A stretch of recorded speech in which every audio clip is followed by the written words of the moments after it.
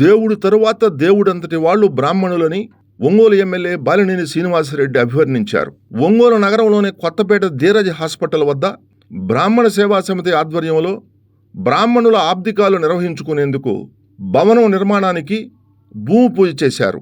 ఆ ప్రాంతంలో ఏర్పాటు చేసిన కార్యక్రమంలో బాలినేని ప్రసంగిస్తూ బ్రాహ్మణులు కర్మకాండలు నిర్వహించుకునేందుకు సంఘం నాయకులు తనను కోరటం జరిగిందని, మున్సిపల్ కౌన్సిల్ సమావేశంలో ఆమోదం తెలపాలని మేయర్ని అడగటం జరిగిందని చెప్పారు. మున్సిపల్ కౌన్సిల్ తీర్మానమైన వెంటనే ఈ స్థలం బ్రాహ్మణ సేవా సమితికి అప్పగించడం జరిగిందని తెలిపారు. భవనాన్ని త్వరగా పూర్తి చేయాలని తన సహాయ సహకారాలు ఎల్లవేళలా ఉంటాయన్నారు.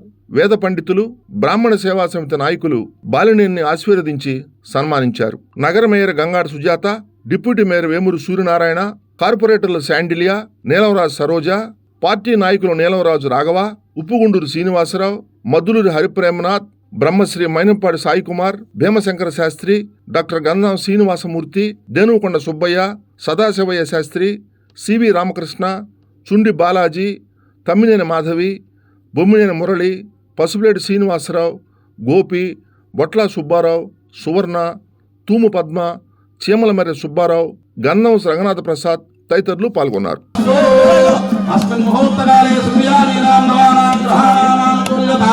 అత్యంత శుభఫలాభాప్తిరస్తు.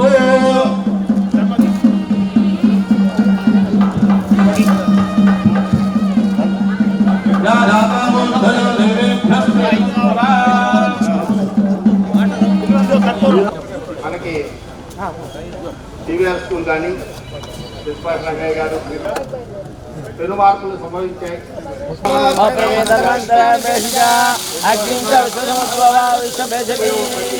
మరొకసారి ఆర్థికంగా నిలబెట్టుకోవడానికి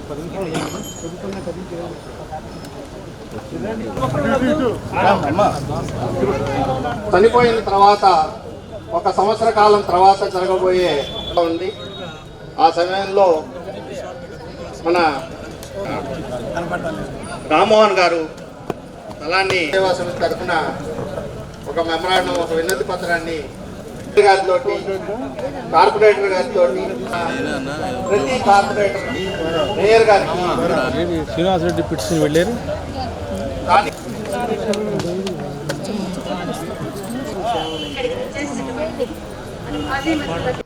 మేయర్ గంగా సుజాత గారు, కార్పొరేటర్ నీలంరాజు సరోజ బంధం ఉంది. ఎందుకంటే వాళ్ళు ఇక్కడ ఐలాండ్ విల్లా అని ఇల్లు బాలినేని శ్రీనివాసరెడ్డి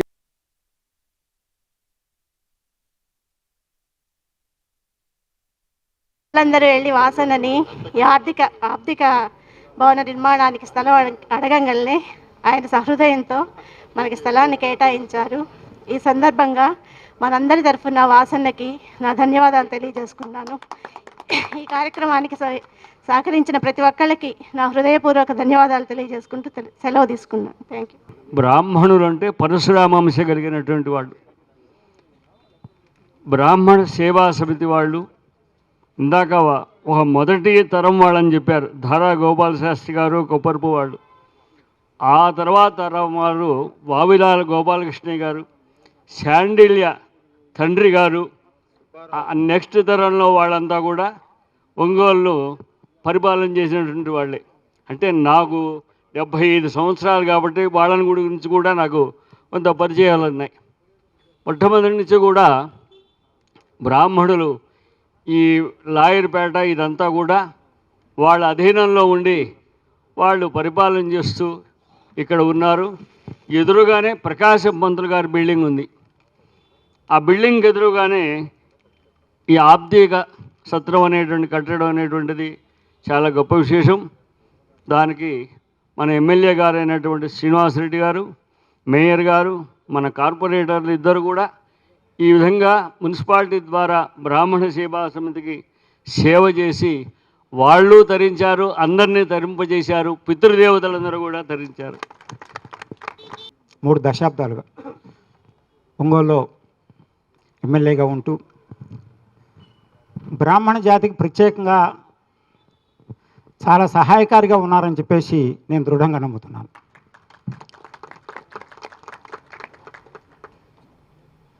మధ్యలో వచ్చిన గ్యాప్ పీరియడ్లో కూడా వారెప్పుడు బ్రాహ్మణ సమాజాన్ని దగ్గరగానే చూశారు.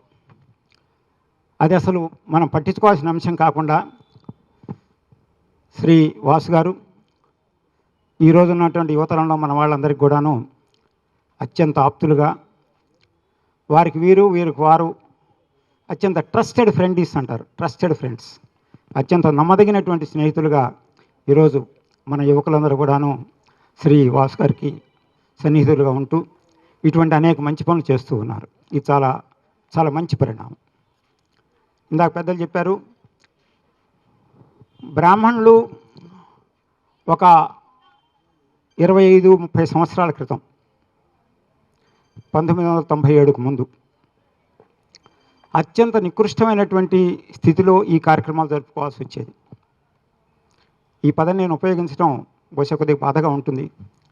ఎవరైనా కనుక భర్త పోయి అద్దెంట్లో ఉండి ఇంటి వాళ్ళు ఇంట్లో ఉండనివ్వనట్లయితే వాళ్ళ పరిస్థితి ఏమిటి అనేటువంటిది చాలా పెద్ద సమస్యగా ఉంది. వాళ్ళు ఎంత ఆస్తిపరులైనా, ఏ విలేజ్లోనో 100 ఎకరాల పొలం ఉన్నా, టౌన్కి వచ్చి పనిచేస్తూ ఇక్కడ ఉద్యోగం చేస్తూ వారు కనుక పోయినట్లయితే ఆ భార్యని ఇంట్లో ఉండనివ్వకుండా అప్పటికప్పుడు ఖాళీ చేయించవలసిన పరిస్థితులు, దౌర్భాగ్యం మన వాళ్ళే ఎక్కువ మంది కల్పించారు. కాలం మారుతున్నది కాబట్టి ఇప్పుడు మన ఆలోచనలో కొంత మార్పు వచ్చి ఉండొచ్చు. దీనికి మన శాండిల్య, అలాగే వహరి, సుబ్బయ్య, అందరూ కమిటీ అందరూ కూడాను ఇతోధికంగా వాళ్ళందరూ పార్టిసిపేట్ చేసి చాలా మంచి ఆలోచన చేశారు. అది కూడా నడిబొడ్డున ఈ కార్యక్రమాన్ని ఏర్పాటు చేసుకోవడంలో అనేక వస్తువులు ఉన్నాయి. ఇందుట్లో ఈ కార్యక్రమంలో వాళ్ళు చేసిన ప్రణాళిక ప్రకారం ఒక 5 అంతస్తుల భవనం కట్టాలని, గ్రౌండ్ ఫ్లోర్లో పార్కింగ్ పెట్టుకున్నట్లయితే ఫస్ట్, సెకండ్, థర్డ్, ఫోర్త్ ఆ 4 ఫ్లోర్స్లో ఈ కార్యక్రమాలు చేసుకోవడానికి వస్తూ ఉంటుందని చెప్పారు ఇప్పుడే. ఈ భవనం నిర్మాణానికి ఈ సందర్భంలో ఇంకెవరన్నా నా వల్లగా ముందుకు వస్తే సంతోషిస్తాను. నేను ₹1,00,000 ఇప్పుడే ప్రయాణం చేస్తున్నాను.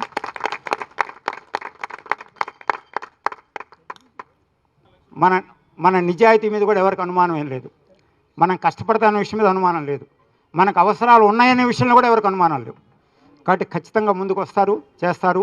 ఇవాళ వృద్ధాశ్రమం చేస్తే 42 మంది వాళ్ళ బిడ్డలు ఉన్నా కూడాను వస్తులేనటువంటి వాళ్ళంతా ఇవాళ వృద్ధాశ్రమంలో ఎంతో చక్కగా వాళ్ళ జీవితం గడుపుతూ ఉన్నారు. కాబట్టి ఇక్కడ వచ్చిన తర్వాత అపరకర్మ అనేటువంటిది బ్రాహ్మణ జాతిలో అత్యంత ముఖ్యమైనటువంటి ఘట్టం. ప్రారంభోత్సవ కార్యక్రమాన్ని కూడా చాలా సంవత్సరాల తర్వాత కాదు, వెంటనే బహుశా 1 year, 1.5 year లోపలనే, 1 year ఈ లోపలనే పూర్తి చేసుకుని దీనికి మళ్ళీ మనం కూడాను అదే అనుభూతున్నా. నేను సదాశివ గారు సలహా ఇచ్చారు, వాసు గారే దీన్ని ప్రారంభిస్తారు మినిస్టర్గా. ఇంకా సంతోషం, మినిస్టర్గా ప్రారంభిస్తారు, చాలా సంతోషం. కాబట్టి ఈ మన కోరికలన్నీ ఈ సమూహూర్తానికి అనుకుంటున్నాం కాబట్టి ఇవన్నీ కూడాను పరిపూర్ణంగా నెరవేరుతాయని భగవంతుడు మనల్ని ఆశీర్వదిస్తాడని చెప్పేసి నేను తప్పనిసరిగా భావిస్తున్నాను.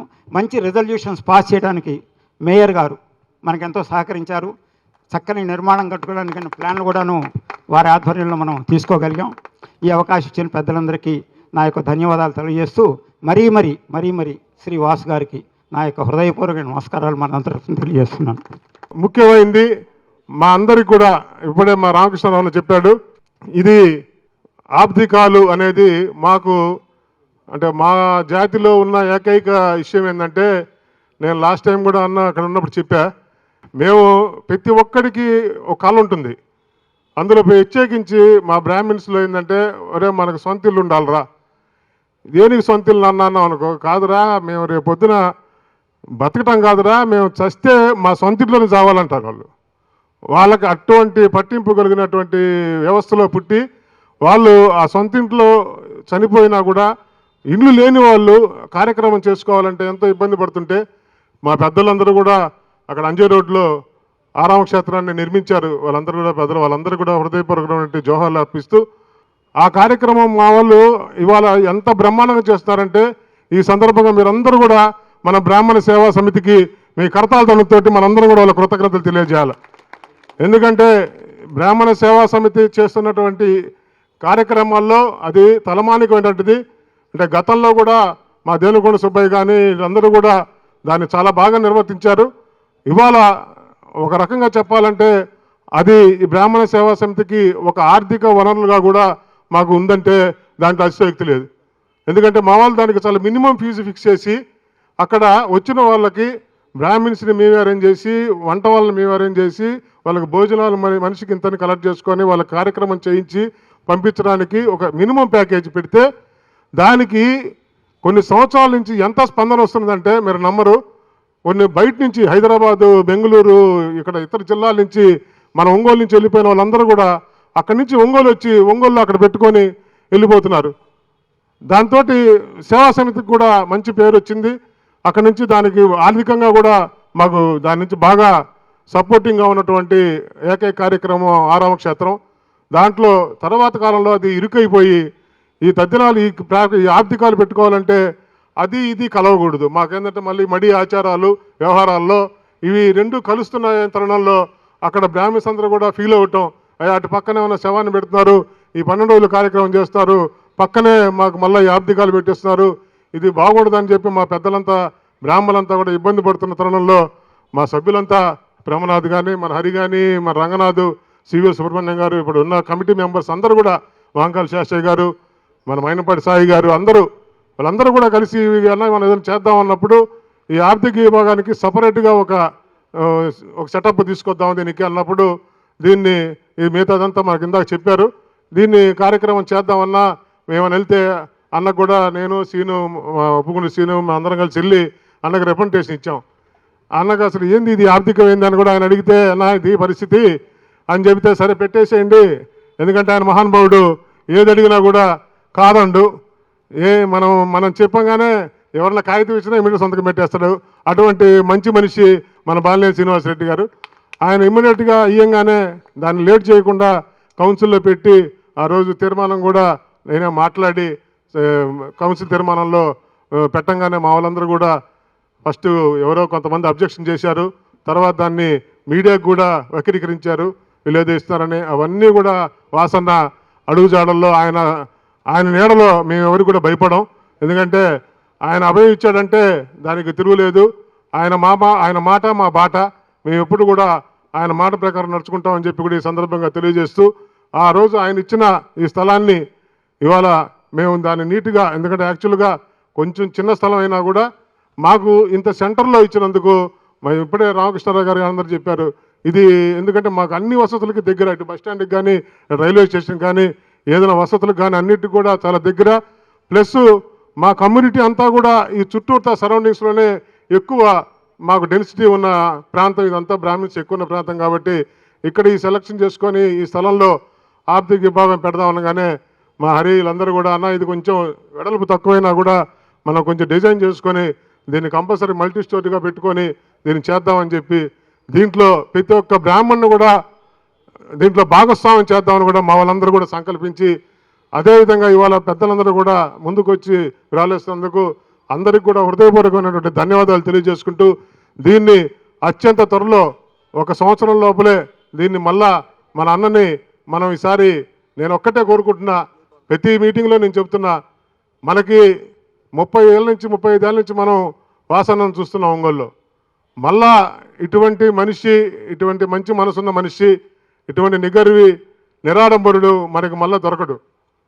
రాబోయే రోజుల్లో కూడా నేనైతే అనుకుంటున్నా అటువంటి మనిషి మళ్ళీ మనం మిస్ చేసుకుంటే మళ్ళీ మనం చాలా వెనకబడిపోతామని చెప్పి మనందరం కూడా, మా పెద్దలు చెప్పారు, అందులో మాకు ఆయన పెద్ద బ్రాహ్మడు, ఎందుకంటే ఆయన ఉండేది కూడా మా లొకాలిటీనే కాబట్టి, లాయర్పేటలోనే ఉంటాడు కాబట్టి ఆయన్ని మన బ్రాహ్మణులందరూ కూడా ప్రతి ఒక్కళ్ళు కూడా మనం చెబితే ప్రభావితం అయ్యే వాళ్ళు చాలామంది ఉంటారు. ఎందుకంటే బ్రాహ్మణులకు ఉన్న పవర్ అది. ఎందుకంటే మనం ఏ కార్యక్రమం చేయించాలన్నా, ఏ చేయాలన్నా మనం ప్రతి ఒక్కళ్ళ ఇంటికి వెళ్తాం. వాళ్ళని కూడా దయచేసి నన్ను ఇది హృదయపూర్వకంగా మీకు అందరికీ కూడా మనస్ఫూర్తిగా కోరుకుంటున్నా, మీరు కాస్త 2 నెలలు మనసు పెట్టి మళ్ళా మన వాసనకి మన బ్రాహ్మణ జాతే కాకుండా మన వల్ల ఇతరుల చేత కూడా మనం వాళ్ళని ప్రభావితం చేసి ఆయనకి ఓట్లు ఇచ్చి మళ్ళీ మనం ఫ్యాన్ గుర్తు మీద మనం అందరం కూడా ఓట్లేసి ఆయన అత్యధికమైన మెజార్టీతో గెలిపించుకొని ఆయన్ని మళ్ళీ మనం మంత్రిగా చూడాలా, మంత్రిగా మనం ఈ ఆర్థిక విభాగాన్ని ఆయన చేత మళ్ళీ మనం ఆరంభించుకోవాలని చెప్పి మిమ్మల్ని అందరినీ కూడా వేడుకుంటూ, నాకు ఈ అవకాశం ఇచ్చినటువంటి మా రంగనాథ్ ప్రసాద్కి ధన్యవాదాలు తెలియజేసుకుంటూ సెలవు చేసుకుంటున్నాను. జై పరశురాం. ఈ మధ్యకాలంలోనే ఇలాంటి విషయాలు అంటే బ్రాహ్మణులకి మరి అక్కడ ఆరామక్షేత్రం ముందు కానీ అబ్దికాలకి అప్పుడు చాలా పెద్ద సుదీర్ఘ చరిత్ర చెప్పారు మన శాండిలే గారు. ఇవన్నీ మాకు పూర్తిగా అర్థం కాకపోయినా కూడా మిమ్మల్ని అందరినీ సంతోషపెట్టాలి, ఎవరిని కూడా బాధ పెట్టకు. ఎందుకంటే బ్రాహ్మణుల యొక్క ఆశీర్వచనాల కోసం అందరూ ఎదురు చూస్తారు, చిన్న పెద్ద తారతమ్యం లేకుండా. ఒక రాజు అయినా మరి బ్రాహ్మణుల యొక్క ఆశీర్వచనాల కోసం ఎదురు చూస్తారు. కాబట్టి మీరు బాగుంటే మేము బాగుంటామనే తత్వం మరి మన వాసన్నకి. కాబట్టి మీ అందరి యొక్క ఆశీస్సులు, బ్రాహ్మణుల యొక్క ఆశీస్సులు ఎల్లవేళలా మరి వాసనకు ఉండాలి. మరి మీరు ఎంత గట్టిగా ఆశీర్వదిస్తే ఆయన మరి మినిస్టర్ అవడానికి కూడా ఆ ఆశీర్వచనాలు పనిచేయాలని చెప్పేసి మరి ఈ సందర్భంగా తెలియజేస్తూ మీరందరూ కూడా బాగుండాలని చెప్పేసి కోరుకుంటూ సెలవు తీసుకుంటున్నాను. మరి ఈరోజు ఇక్కడ ఆబ్దికం అందరూ ఏమనుకున్నారంటే, చాలామంది నన్ను 2-3 వచ్చి అడిగారు, సార్ మా ఇల్లు మధ్యలో ఇస్తున్నారు, అక్కడ ఏమన్నా చనిపోయిన వాళ్ళు తీసుకొచ్చి పెడతారేమో, ఇవన్నీ కూడా కొంతమందికి అపోహలు ఉన్నాయి. కాదయ్యా, అది తద్దినాలు ఇట్లాంటి అట్లా చేసుకుంటారు తప్ప బాడీలు ఇక్కడ తీసుకొచ్చి పెట్టరు అని చెప్పి చాలామందికి చెప్పడం కూడా జరిగింది. అది కూడా మీరు ఒకసారి అందరు కూడా చుట్టుపక్కల వాళ్ళు కొంచెం అనుమానాలు ఉన్నాయి, వాళ్ళకంటే సెంటిమెంట్స్ కదా, దానికి కూడా మీరు వాళ్ళకి తెలియజేయాల్సిన అవసరం కూడా తెలియజేసుకుంటా ఉన్నాం. మరి ముఖ్యంగా మరి నేనైతే ఇప్పుడే మన శాండిల్ గారు చెప్పారు, దీనికి సంబంధించి సార్ మేము మా బ్రాహ్మణుల వరకే కలిసి మేమందరం కూడా వసూలు చేసుకొని చేద్దామని చెప్పి అన్నాడు. ఆయన చెప్పాడు నాకు, మీరేమైనా అనౌన్స్ చేస్తారేమో, వద్దు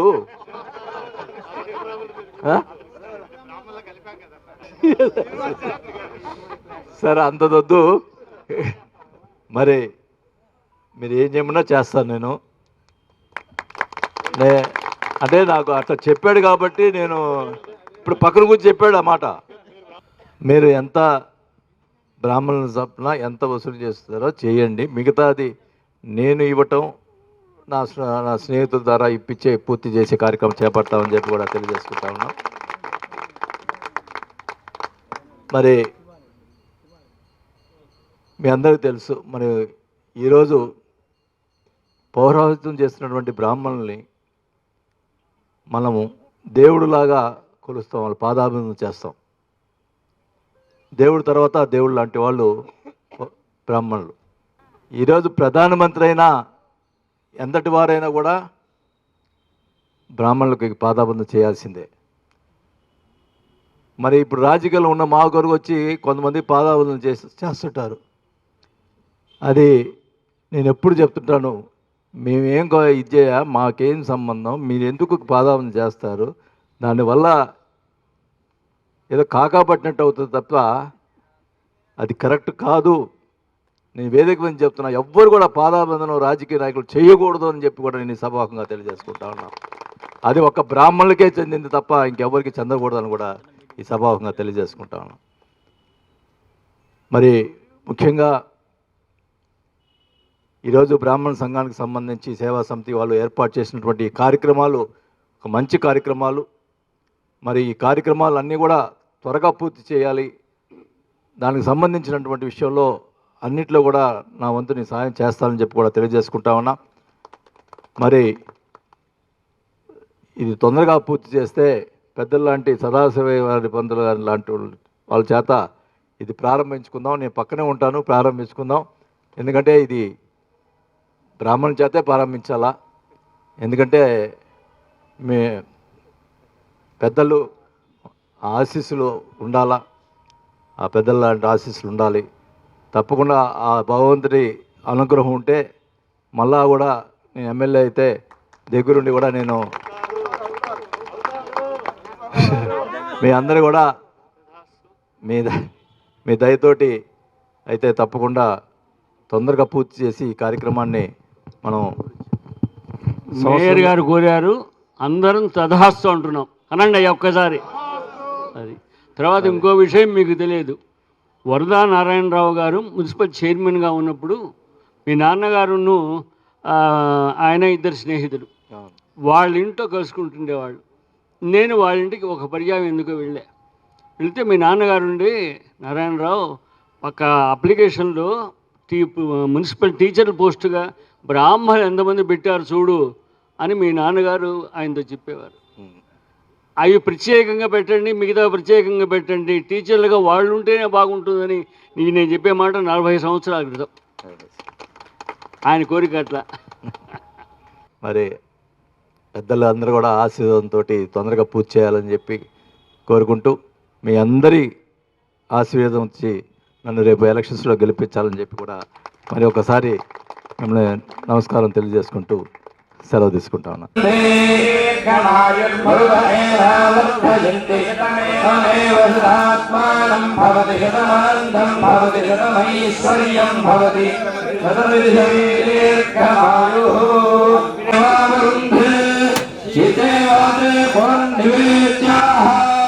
क्षेमो वै राष्ट्रस्य शीतो वातः क्षेममेवावरुन्धे प्रज्ञानं ज्ञानदभिजानतो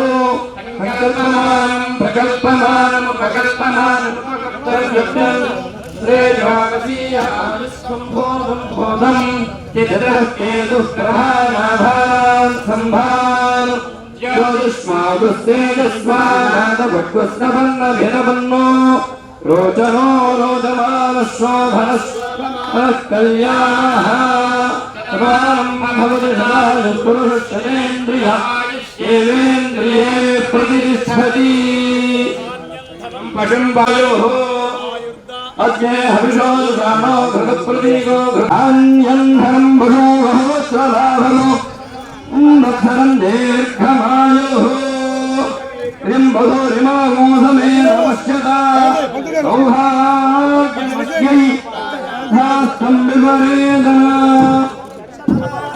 सदायुष्येवेन्द्रिये प्रतिष्ठति सावधाथे चित्रामन्दवो सर्गाः अवादरदामद्रालविस्वर्तेन मित्रावरुणासजेधे मित्रावरुणासजेधे तेजोवत्सवितु सवित प्रसवे अश्विनो आनं भवति प्रतिष्ठति